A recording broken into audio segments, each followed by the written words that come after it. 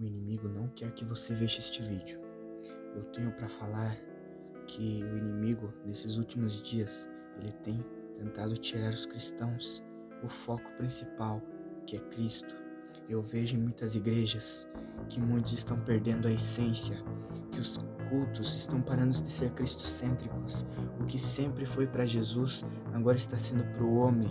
E o que eu me deparo com situações que muitos estão parando de adorar a Deus e fazendo outras coisas, como por exemplo, eu vejo que em igrejas agora estão existindo áreas para ricos, tipo, eles querem separar, eles querem desigualar a classe social de cada pessoa, como por exemplo, se um pobre vai à igreja, eles querem colocar naquele lugar que é mais desprezado, sabe?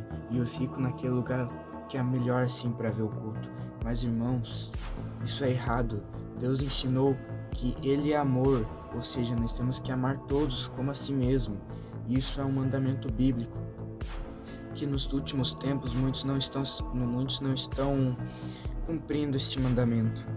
E é o que me entristece muito, que nós precisamos amar a Deus como acima dele de todas as coisas, e nós também devemos amar o próximo como a si mesmo, porque pelo amor de Deus, ele também sabe o que Deus fez por nós. Ele enviou seu único filho para pagar pelos nossos pecados, e a gente nunca mereceu. E Jesus Cristo foi perfeito, ele passou por essa terra tudo o que tinha para passar, porque tudo que você passa agora, ele já passou lá no passado, e ele passou pior. Ele foi morto numa cruz, ele foi chicoteado, ele foi pregado naquela cruz, ele sofreu muito. Ou seja, toda vez que você estiver sofrendo alguma prova, ou quando você estiver pensando que Deus te esqueceu, pense, Jesus, pense assim, multiplique o seu sofrimento 1000 vezes mais, e assim você chegará ao acordo que Jesus sofreu o dobro, o múltiplo, o tríplico e muito do que você sofreu. Não dizendo que você tem que pensar que se você está sofrendo, você não tem que ficar triste, porque muitas das vezes o inimigo tenta nos desanimar, mas é isso que ele quer botar nas nossas cabeças. Ele quer fazer coisas para tirar o foco, que é Deus. Ou seja, quando você estiver no seu pior momento, quando você estiver no momento pensando em desistir, em deixar tudo de lado, pare, pense e reflita. Tudo que você já passou não é um acaso. Se Deus está permitindo isso na sua vida, é porque Ele quer te dar algo maior, é porque Ele quer fazer algo na sua vida que nem você acredita. Eu sou testemunho vivo disso.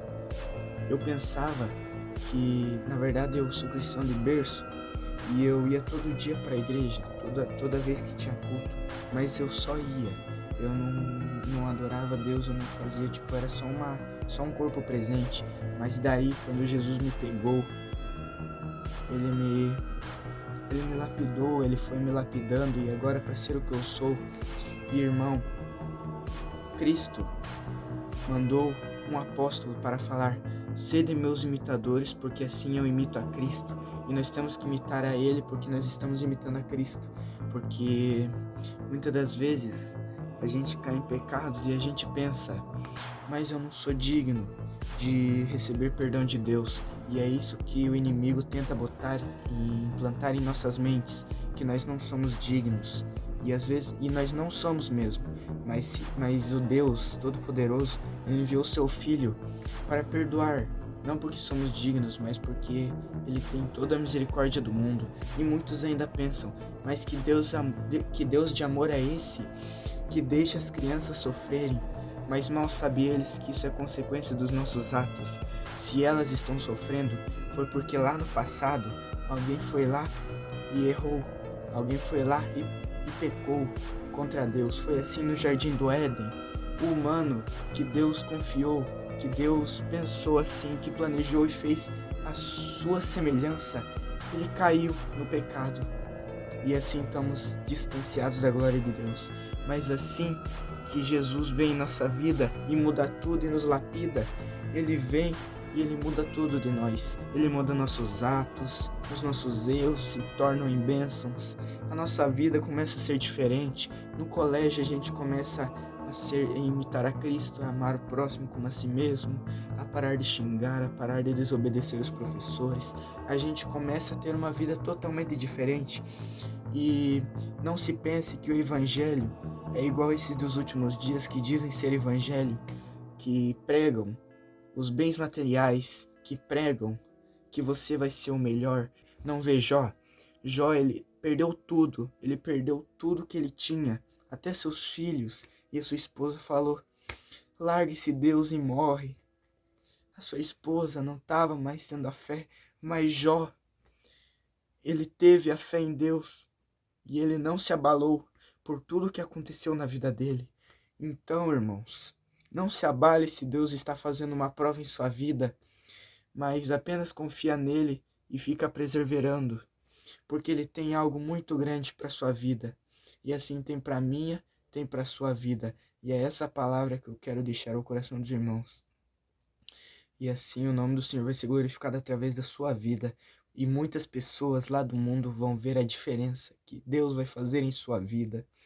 E eu falo isso de irmão para irmão, porque na Bíblia também diz: vós sois geração eleita, sacerdócio real, povo de Deus. Ou seja, Jesus nos escolheu para ser diferente do que aquele mundo vive. Aquele mundo vive em adultério, em prostituição, em fornicação, em cobiçação. Eles vivem no pecado, mas nós tentamos sair daquele vício, nós tentamos, muitas das vezes, tirar aquilo que não agrada a Deus de nossas vidas. Porque assim na Bíblia também diz em Mateus 16:24, e aquele que quiser me seguir, negue a si mesmo e tome a sua cruz.